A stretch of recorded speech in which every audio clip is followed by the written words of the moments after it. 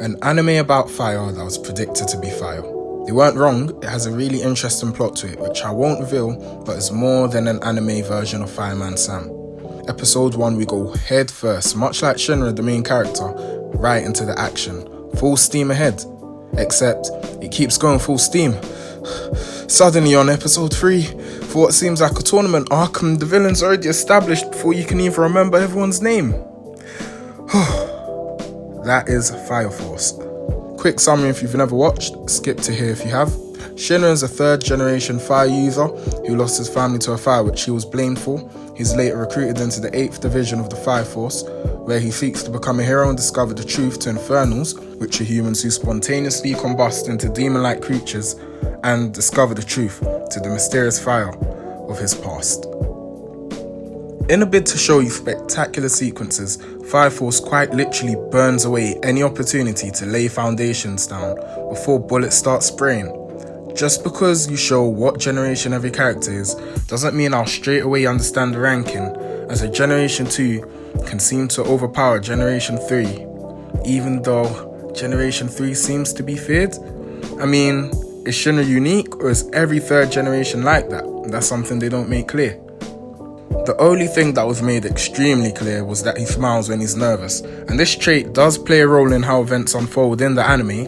However, the way it's depicted in the anime in certain situations, it seems a bit lazy to me to have him always smile. It takes away the chance to show us Shinra nervous, fearful, embarrassed or upset. We're not given the chance to see this as that easily drawn smile, simply what we're given.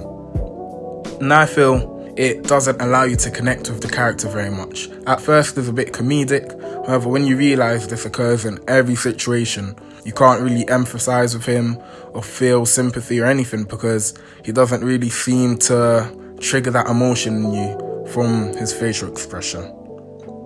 Of course, the animation is superb and the environment is amazing, like the transportation vehicles are just so satisfying to see. Even more spectacular, the angles of Shinra taking flight and the expulsion of his flames, like, it really gets you amped up. You're then presented with a conspiracy plot that gets your mind wondering, how does this world actually work? What are the forces at work over here? But then, before you can wander off, boom, the next sequence of events are here.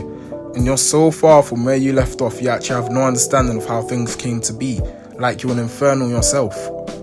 It's kind of like the relationships between characters seem to develop behind closed doors, or events seem to unfold behind closed doors, and next thing you know, we're presented with the consequences of those events. Of course, with things being relatively new, a change in pace isn't impossible, or the bridging of any missed information. But this series is called A Pinch of Salt, where I look at a pinch of the first season and see if it deserves a pinch of salt. Fire Force is good, and I do plan to continue.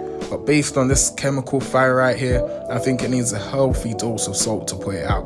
If you in any way disagree with me, I'd be more than happy to hear your thoughts out in the comments. But if you understand where I'm coming from, or even agree a little bit, be sure to leave a like just to make me aware and help your boy grow.